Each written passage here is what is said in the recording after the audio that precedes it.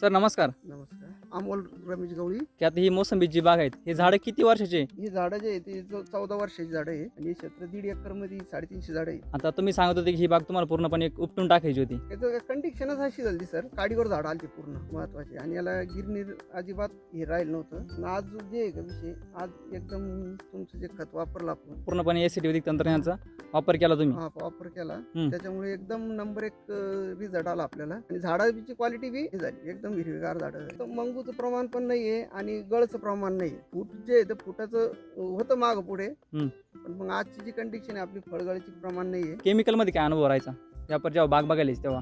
Chemical मध्ये काय व्हायचं, गळ प्रमाण खूप व्हायचं. मोसम गळ झाल्यामुळे काय होतं, मग आपल्याला माल जे आहे त्या रेट मध्ये देऊन मोकळं व्हावं लागतं. आता तुम्ही सांगत सुरुवातीला का पानं नव्हते, पूर्णपणे काडीवरती बाग गेली होती. केवढा होता त्याला जास्त. ओके. आता या बागी कसं वाटतंय का पूर्णपणे एक नवी झालेली, हा पण वाटत नाही 14 वर्षाची, कारण की नवीन फूट आहे पूर्णपणे आणि काळोखीवरती पूर्णपणे दिसते, बरोबर नाही?